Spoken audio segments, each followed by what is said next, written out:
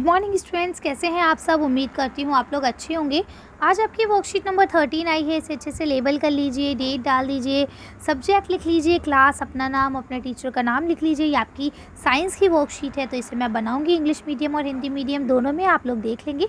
साथ ही बेटा आप लोगों के साथ दो बातें और शेयर करनी थी। नंबर 1 बात ये है कि आपकी जो इस वीक असाइनमेंट वर्कशीट आई है वो भी आपके लिए अपलोड की जाएगी, लेकिन वो ओनली आंसर होगी। हाँ, इस बार आपको आंसर्स लिख के बताए जाएंगे। जैसे पिछली बार मैंने ABCD ही आपको बताया था खाली, इस बार मैं आपको आंसर लिख के बताऊंगी ताकि आप लोगों को प्रॉब्लम ना हो। क्योंकि कुछ बच्चों ने कमेंट किया था कि मैम आपका आंसर देखने के बाद फिर हमें वीडियो को पीछे करके देखना पड़ता है कि ए पॉइंट पे लिखा क्या है ना। तो अब जो राइट आंसर होगा वो मैं आपको खाली आंसर दिखा दिया करूँगी लिख के, ताकि आपको आसानी से हो जाए।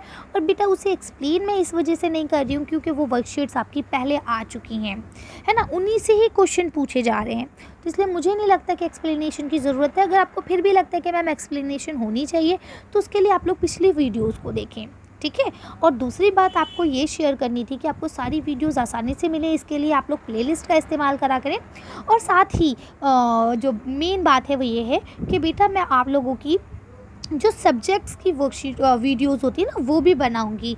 यानी अगर आपकी वर्कशीट्स आना बंद भी हो जाती हैं तो आप लोगों को ऐसा नहीं है कि मैं पढ़ाऊंगी नहीं, मैं आप लोगों को मैथ्स, इंग्लिश, हिंदी सारे chapters with exercise, answers, full explanation के साथ हर चीज़ समझाऊंगी, ठीक है। तो आप लोग चैनल से जुड़े रहेंगे, चैनल को लीव नहीं करेंगे, पढ़ाई करेंगे, ठीक है, ताकि आप लोग जल्दी जल्दी 7th 8th 9th सारी क्लासेस पास करके एक अच्छे से ओहदे पे पहुंच जाएं जहां पहुंचना चाहते हैं।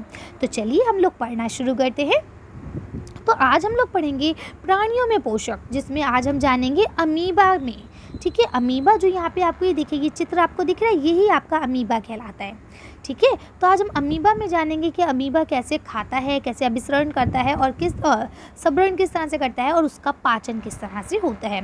तो देखिए यहाँ पे आपको लिखा है कुछ ऐसे जीव हैं जो मुंह और पाचन तंत्र के बिना भी अपने भोजन को पचा सकते हैं। ये जीव अमीबा है जो तालाब में पाया जाता है। ये एक आपका जीव है जिसका नाम है अमीबा। ये कहाँ पाया जाता है? तालाब में पाया जाता है। और इसका कोई मुंह नहीं होता है और कोई पाचन तंत्र नहीं होता है। जैसे हम लोग का डाइजेस्टिव सिस्टम होता है ना, पाचन तंत्र होता है कि हम खाना कुछ खाते हैं, भाई मुंह भी है हमारे पास, मुंह के थ्रू खाते हैं, है ना। और मुंह के खाने के बाद वो हमारे पेट में जाता है जहाँ पे पाचन तंत्र है पूरा बाकायदा तौर पर।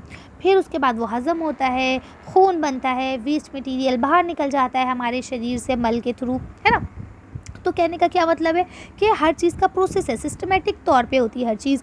लेकिन कुछ ऐसे प्राणी भी हैं जिनके पास ना तो मुंह है और ना ही पाचन तंत्र, फिर भी वो खा पी सकते हैं। तो ऐसा कौन है? वो आपका अमीबा है। तो अब यहाँ देखिए लिखा है अमीबा की कुछ विशेषताएं हैं। क्या है? नंबर 1, इसकी कोशिका में एक कोशिकी झिल्ली होती है, यानी जो इसका ये सेल है ना, इसका एक सेल मेम्ब्रेन होता है। कोशिका में एक गोल सिंद्र केंद्र होता है, जैसे कि ये आप देख पा रहे हैं, गोल गोल ब्लैक कलर का डॉट जो दिख रहा है।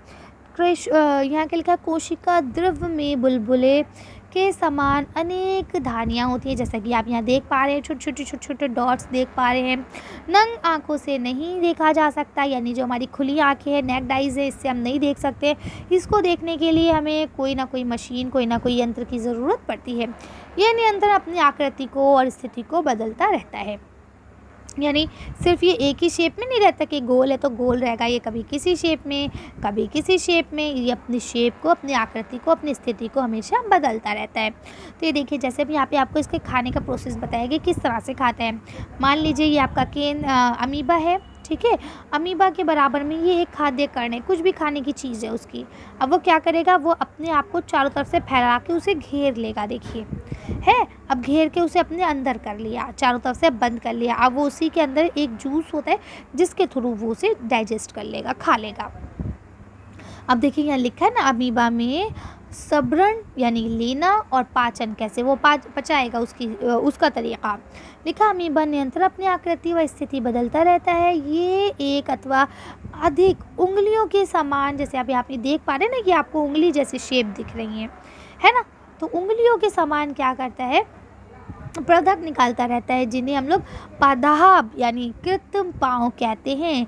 जो इन्हें गति देने एवं भोजन पकड़ने में सहायता करता है। जैसा कि आपने यहाँ देखा, अमीबा कुछ सूक्ष्म जीवों को उनका आहार करता है यानी कि खाता है।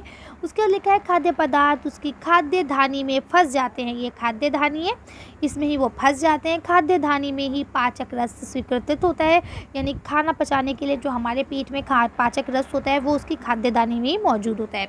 ये खाद्य पदार्थों पर क्रिया करके उन्हें सरल पदार्थों में बदल देता है। जिस तरह से हमारा पाचक रस हमारे खाने को उस पर क्रिया करके उसे सरल पदार्थों में बदलता है, सेम उसी तरह से ये भी उसे सरल पदार्थों में बदल देता है। पचा हुआ खाद्य धीरे धीरे अवशोषित हो जाता है, यानी यूटिलाइज हो जाता है धीरे धीरे।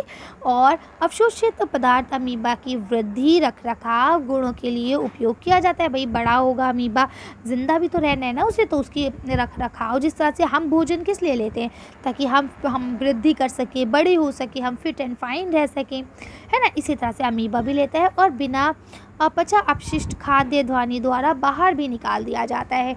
यानी सेम उसी तरह से जिस तरह से हमारी जो चीज़ें हम नहीं खाते हैं, बहुत सारी खाते कहते हैं, जो चीज़ें हमारी नहीं डाइजेस्ट होती है उसको हम लोग थ्रू वेस्ट निकाल देते हैं ना बाहर अपने शरीर से, सेम उसी तरह से ये भी इसे निकाल देता है। तो उम्मीद करती हूँ यहाँ तक आपको अच्छे से समझ में आ गया होगा। अब देखिए यहाँ पे आपको लिखा है तथ्य। अमीबा और मानव में पोषण के बीच समानता ये है कि दोनों में पाचक रस जटिल पदार्थों को सरल पदार्थों में परिवर्तित कर देता है। यानी दोनों में पाचक रस होता है जो कि आपके जटिल पदार्थों को सरल में बदल देता है, यूटिलाइज मतलब डाइजेस्ट कर देता है। और दोनों में अंतर ये है कि अमीबा के पास ना तो मुंह होता है और ना ही पाचन तंत्र, जबकि इंसान के पास, मानव के पास मुंह भी होता है और पाचन तंत्र भी अलग अलग अंगों से मिलकर बना होता है।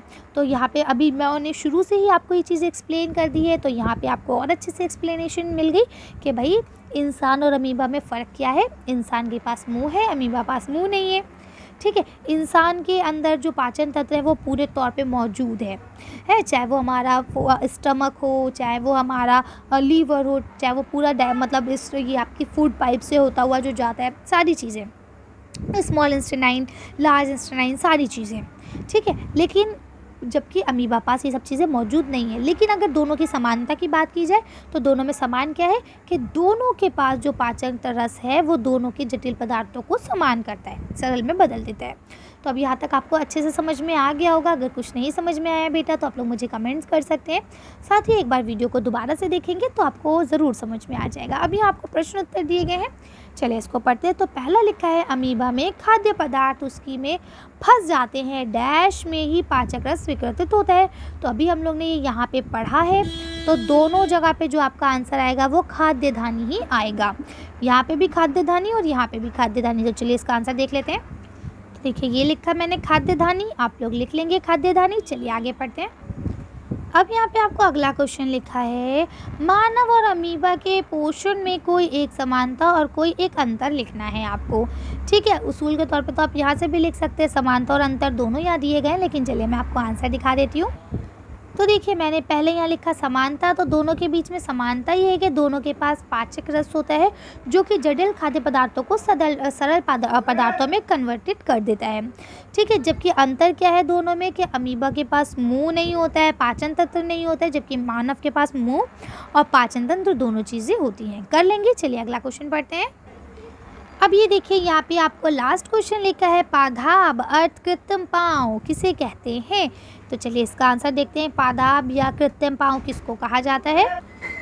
तो देखिए आपने यहाँ पढ़ा कि अमीबा जो है अपनी आकृति को, स्थिति को निरंतर बदलता रहता है, कॉन्टिन्यूसली चेंजिंग में रहता है वो, ठीक है। तो इसी तरह से उसके अंदर ना एक उंगली की जैसी चीज़ उत्पन्न होती है जो उसके जो खाने की चीज़ें उनको पकड़ने में सहायता करती है ना। अभी हमने पढ़ा था, उसी को ही हम लोग कृत्रिम पाँव या फिर पादाब कहते हैं। कर लेंगे। चलिए तो आज की वीडियो को हम यहीं ख़त्म करते हैं। आज की वर्कशीट में बस इतना ही। अगर आपको ये वीडियो पसंद आई हो तो प्लीज़ इसे लाइक और शेयर करें। अगर अभी तक आपने हमारे चैनल को सब्सक्राइब नहीं किया तो प्लीज़ हमारे चैनल को सब्सक्राइब करें। Thank you for watching.